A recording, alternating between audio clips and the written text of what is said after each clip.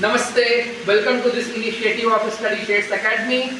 आज हम लोग एक लंबे से ब्रेक के बाद वापस आते हैं और आज हम लोग एक टॉपिक को कवर करते हैं जो टॉपिक हमारी है मशीन। एंड मशीन में हमारा टॉपिक है पुली। तो पुली हमारे पास there are two types of pulley, one is known as fixed pulley and second one is known as movable pulley. तो today we are going to study about fixed pulley as well as we have to learn about mechanical advantage, velocity ratio and efficiency of a fixed pulley. So what do you mean by mechanical advantage?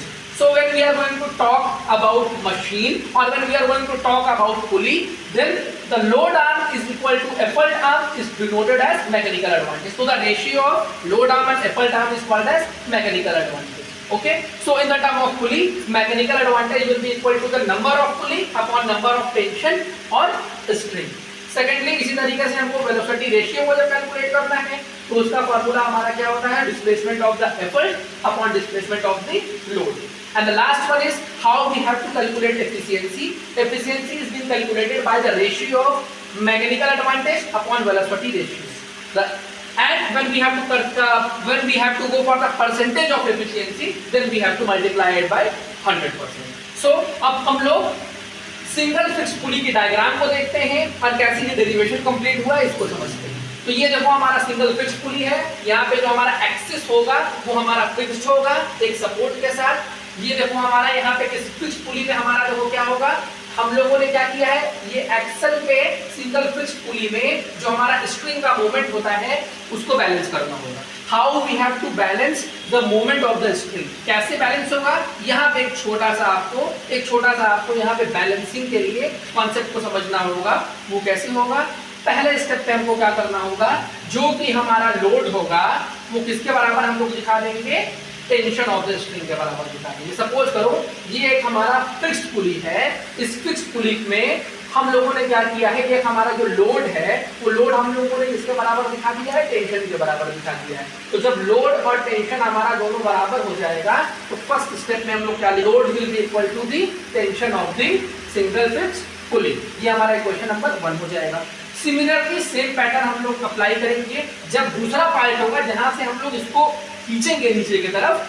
जो होगा वो हमारा बराबर किसके हो जाएगा, effort. जितना effort से हम लोग इस पुली को पुश करेंगे, इस पुली में हम लोग स्ट्रिंग को पुश करेंगे, यहाँ पे जो हमारा एफर्ट होगा वो टेंशन के बराबर हो जाएगा. तो पहले स्टेप में हमारा क्या था, जो टेंशन था वो लोड के बराबर था और सेकंड स्टेप में जो हमारा एफर्ट है वो टेंशन के बराबर हो जाएगा. तो इक्वेशन नंबर 1 और इक्वेशन नंबर 2 से हमारे पास क्या आ जाएगा, from equation number 1 and equation number 2 we will be having effort will be equal to load. Effort will be equal to load.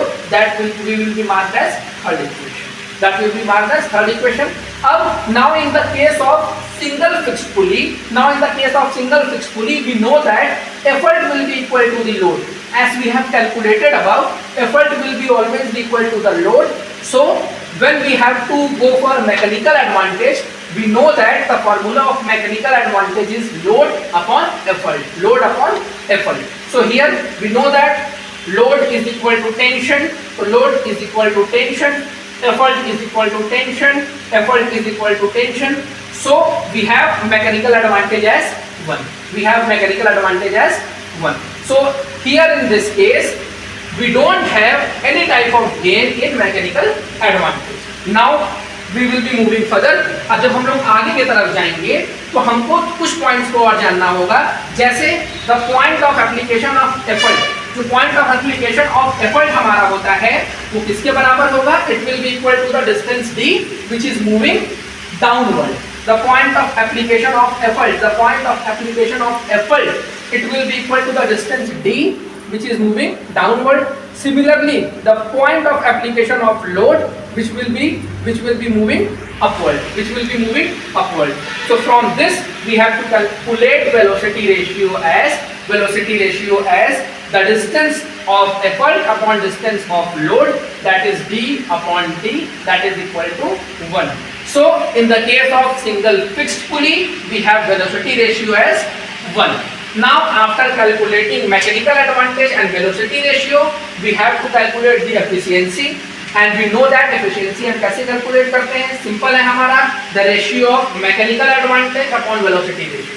तो मैकेनिकल एडवांटेज की वैल्यू हमारी 1 आई है, वेलोसिटी रेशियो की वैल्यू हमारी 1 आई है, so 1/1 will be equal to 1, और जब हम इसको परसेंटेज में कैलकुलेट करेंगे we will be simply multiplying it with 100%। So ये just in the case of single fixed pulley हमको मैकेनिकल एडवांटेज कैसे कैलकुलेट करते हैं, वेलोसिटी रेशियो कैसे कैलकुलेट करते हैं और एफिशिएंसी कैसे कैलकुलेट करते हैं, ये हम लोगों ने सीखा है। अब यहाँ पे एक सबसे इंपॉर्टेंट पॉइंट है जो हमने नोट में लिखा है, in the case of single fixed pulley, single fixed pulley को हम लोग यूज कैसे करते हैं, single fixed pulley is used to fix the direction of effort. तो जो डायरेक्शन हम लोग लगाते हैं एफर्ट में, जो डायरेक्शन हम लोग लगाते हैं एफर्ट में, उसके डायरेक्शन को फिक्स करने के लिए हम लोग सिंगल फिक्स्ड पुली को यूज करते हैं। इसी तरीके से मशीन के पार्ट में हमारे जितने भी कुछ न्यूमेरिकल्स होंगे जो कि आपके पुली के ऊपर बेस होंगे, जो कि आपके आने वाले कॉम्पिटिटिव एग्जाम्स और बोर्ड एग्जाम्स के लिए इंपॉर्टेंट होंगे,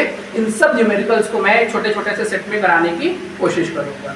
तो अब यहाँ से आपके पास आने वाले टाइम में वीडियोस रेगुलर पढ़ेंगे और अलग अलग सब्जेक्ट्स को हम लोग कंप्लीट करेंगे। सबसे पहला काम हम लोग ये करेंगे कि I will be starting with one of the major subject that is history and civics. History and civics के काफ़ी पोर्शंस में आपका जो सिलेबस है उसको कंप्लीट एक अच्छे फ्रेमिंग के वर्क में और एकदम सिंपल लैंग्वेज में मैं आप लोगों के सामने रखूंगा, ताकि उसके थ्रू आप कंप्लीट अपने हिस्ट्री सिविक्स के पोर्शन को कंप्लीट कर लो। अगर सपोर्ट आप लोगों का अच्छा होगा तो फिर जैसे हिस्ट्री सिविक्स का पोर्शन हम कंप्लीट करेंगे, उसके बाद further I will be going for the next subject as well. So please help us to grow and please supporting us. Thank you so much.